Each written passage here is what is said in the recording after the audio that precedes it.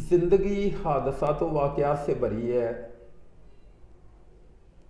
اس میں کوئی شک نہیں ہے. ڈیلی جو ہے نا کوئی واقعات، کچھ نہ کچھ حادثات جو ہے وہ ہمارے ساتھ جو ہے نا وہ درپیش ہوتے ہیں. لیکن کچھ واقعات ایسے ہوتے ہیں جن کو آدمی، اللہ پاک نے انسان کو قوت نسیان دی ہے، آدمی ان کو بلا جاتا ہے، اس کے بعد پھر سرخرو ہو جاتا ہے. لیکن کچھ زخم ایسے ہوتے ہیں جن کو آدمی باوجود کوشش کے بھی نہیں بلا پاتا. جیسا ابھی ہم بات کر رہے تھے 1971 کے بارے، ہم نے وہ سسٹم نہیں دیکھا. ہم اس کے بعد آنے والے لوگ ہیں یہاں پہ، لیکن کتابوں سے پڑھ کے جب کتابیں بھی پڑھتے ہیں تو ایسے ہی لگتا ہے کہ جیسے ہمارے ساتھ وہ گزر رہی ہے. سیم ہی پوزیشن ہے کہ 16 دسمبر ہی وہ دن ہے 2014 کے اندر جب یہ اے پی ایس والا آرمی پبلک سکول والا جو ہے نا پشاور کے اندر واقعہ پیش آیا ہے. اس کے اندر 8 سے لے کے 18 سال کی عمر کے بچے، 132 تعداد ان کی، جو بچے انتہائی بے دردی کے ساتھ جو ہے، ایک آدمی مجرم ہے، اس کو اس کے جرم کی سزا دی جائے تکلیف تھوڑی ہوتی ہے. وہ تو معصوم بچے بچارے، ان کو انتہائی بے دردی کے ساتھ جو ہے وہ قتل کیا گیا. اور 17 لوگ ان کے وہاں ملازمین جو ہے، جو ان کے عملے کے لوگ تھے، وہ بھی ٹوٹل 149 لوگ جو ہیں ان کا خون بہایا گیا. اور مزے کی بات کہ وہ 149 میں سے ایک بھی ایسا نہیں ہے جس کو پتا ہو کہ مجھے کس جرم کی سزا ملی. وہ اس طرح کے لوگوں کا قتل، میں سمجھتا ہوں کہ وہ ہمارے تو بچے تھے، ہمارے تو وہ جو ہے نا وہ رشتہ دار تھے، سارے کے سارے کل مومنون اخوہ، سارے کے سارے مومن بھائی ہیں، اور ہمارے تو وہ وطن عزیز کے اندر رہنے والے، اور یقیناً مستقبل کے نونہال جو ہے نا وہ اس ملک کو کندھا دینے والے لوگ تھے. ہمیں تو تکلیف ہونی ہے. میں یہ سمجھتا ہوں کہ کوئی اجنبی بھی جب یہ بات سنتا ہے تو اس کو بڑی تکلیف ہوتی ہے کہ معصوم بچوں بیچاروں کا کیا قصور ہے.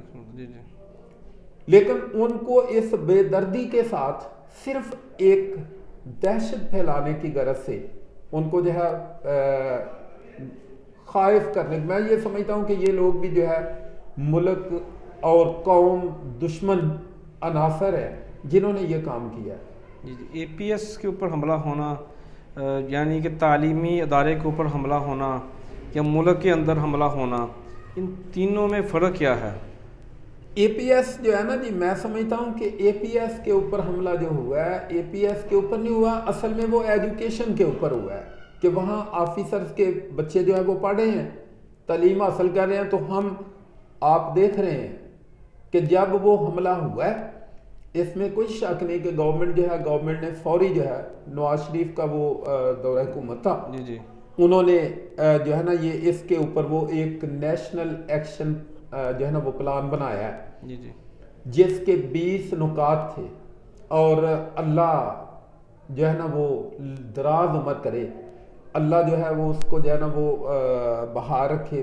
جنرل رحیل شریف صاحب، میں ان کو سلوٹ کرتا ہوں کہ وہ آدمی جو ہے وہ اٹھا، اس نے وہ ضرب عضب کے نام سے جو ہے نا وہ کیا شروع. پھر ایک دیر سے جو ہے نا انہوں نے وہ بند کر دیا تھا کہ کسی کو سزائے موت نہیں دی جائے گی، اس نے ان کو بھی بحال کیا. پھر اس نے فوجی عدالتیں جو ہے وہ قائم کی. اور میں یہ سمجھتا ہوں کہ جو کریڈٹ لیتا ہے اس کو ضرور دینا چاہیے کہ جنرل شریف صاحب اٹھے ہیں، اور اس وقت سے آج تک ہم اللہ کے فضل سے سکون کی زندگی بسر کر رہے ہیں.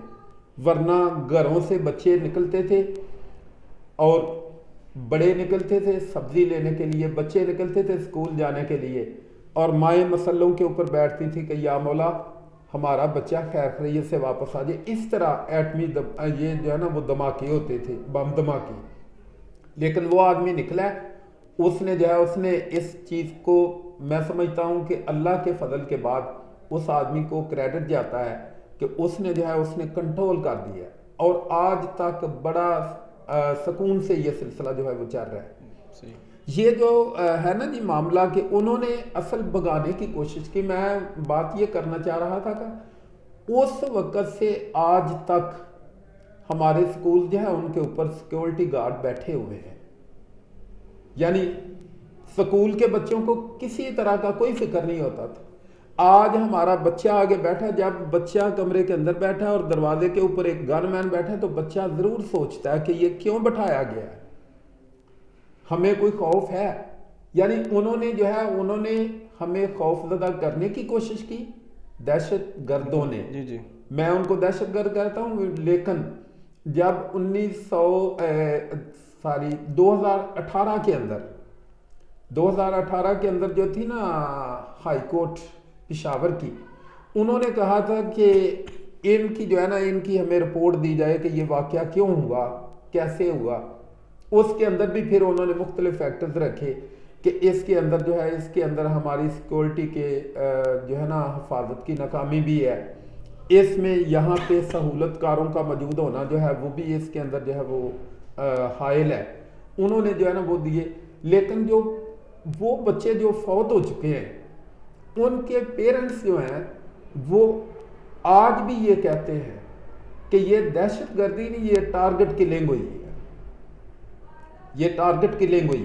जी जी, और उसके साथ जो है हमें उन्होंने खाइफ करने की तो पूरी कोशिश की, लेकिन अल्लाह दर्जे बुलंद करे, एतजाज़ हसन जैसे बच्चों ने बता दिया कि हम बच्चे नहीं हैं, हम इस मुल्क को, इस कौम को बचाने के लिए, इसके तहफ़्फ़ुज़ के लिए हमें जिस तरह की भी कुर्बानी देनी पड़ी, हम अपना खून बहा के लोगों के खून को ज़रूर महफूज करने की कोशिश करेंगे। बिल्कुल ऐसे है जी, ठीक है। ये इस दोनों वाक़या से हमें सबक क्या मिलता है? सबक यही मिलता है ना जी कि हमें अपने बच्चों की तरबियत ठीक करनी चाहिए और उनको ये चीज़ साबित कर देनी चाहिए कि हमें इनफरादी मामलात को पीछे रखना है और इज्तमाई मामलात को जो है ना वो फौकियत देनी है। जैसा वो बच्चे एतजाज़ हसन ने जो है वो हमें यही सबक दिया है ना कि उसने अपने आप को कुर्बान कर दिया और यहाँ तक वो रुकावट बन सकता था अपने बच्चों के अंदर और उन दहशत गर्दों के अंदर, उसने उनके दरमियान जो है वो रुकावट बनने की पूरी कोशिश की। हमें भी, वो बेशक छोटा है, ये ज़रूरी नहीं है कि बड़ा जो है वो छोटे को सबक दे।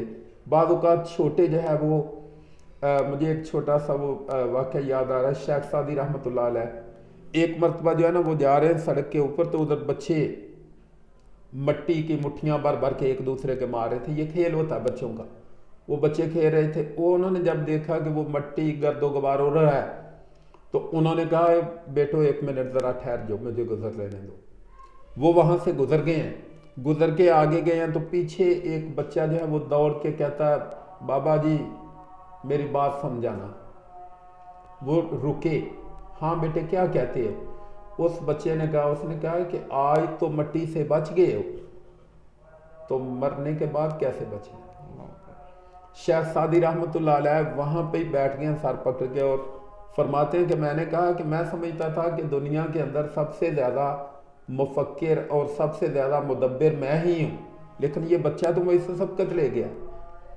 अच्छी बात अगर हमें बच्चे से मिले तो मेरा ख्याल हमें उसको भी सीने से लगाना चाहिए। बुरी बात अपने बाप के अंदर भी हो, अपने बड़े करीबी रिश्तेदार के अंदर भी हो, तो उससे हमें अवॉइड करना चाहिए। बिल्कुल सही जी, बहुत शुक्रिया आज आपने वक्त दिया और इस बड़े दिन के हवाले से आपने खूब जो इल्म किया, जो रोशनी वो फैलाई। नाज़रीन, इसी पैगाम के साथ आपसे इजाज़त चाहेंगे कि वतन आपका है, हमने इसकी हिफाजत करनी है, अपने बच्चों के अंदर हमने ही वतन से मोहब्बत का जज्बा बेदार रखना है। मिलेंगे फिर किसी नए रोज़, नए मौजू, नए मेहमान के साथ, तब तक मुझे इजाज़त। पाकिस्तान जिंदाबाद।